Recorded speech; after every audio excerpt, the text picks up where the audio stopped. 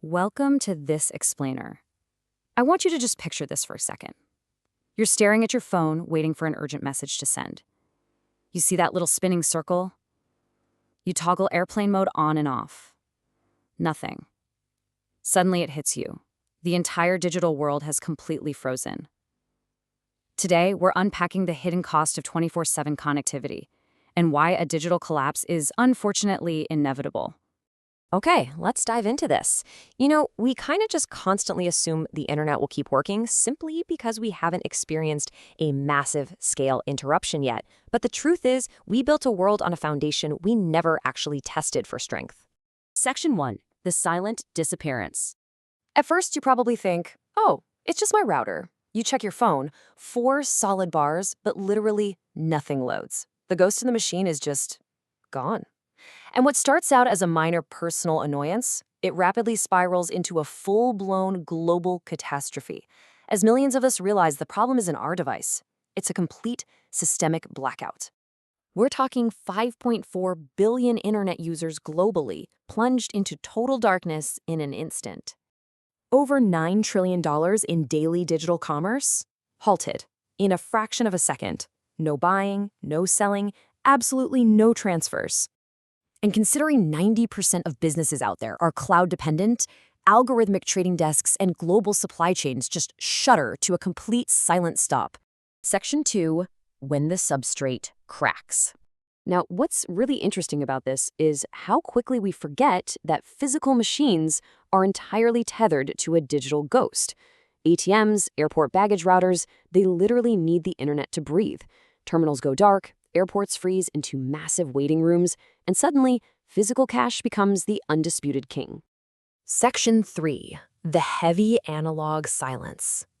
This actually illustrates a pretty terrifying paradox. Up in space, GPS satellites are fully functional. But down here, our mapping apps are just blank, useless gray screens.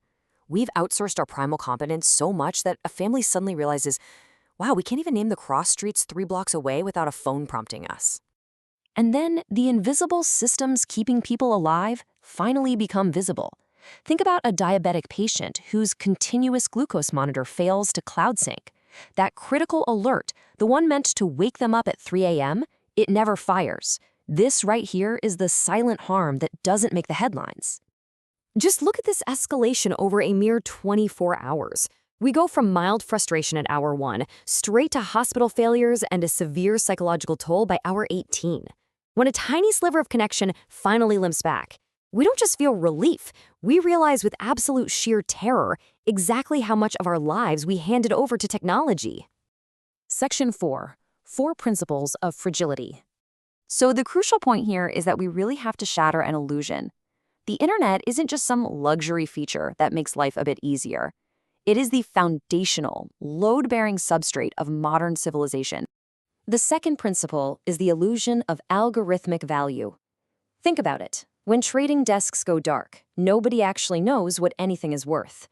Without the underlying infrastructure to validate them, all those abstract numbers on our screens, they're completely meaningless. Then we have the third principle, the erosion of primal competence.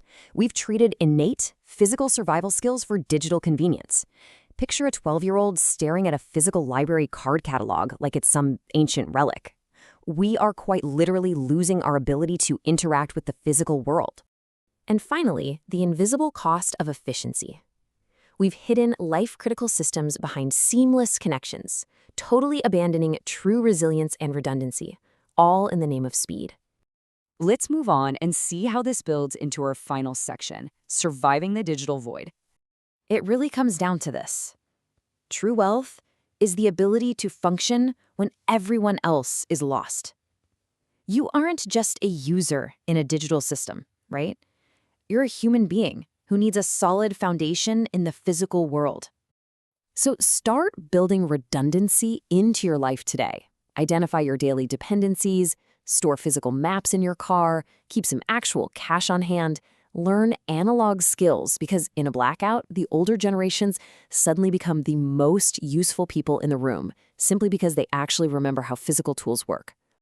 The next blackout might last a lot longer than 24 hours. So the question is, Will you remain this vulnerable, or will you start building true resilience today?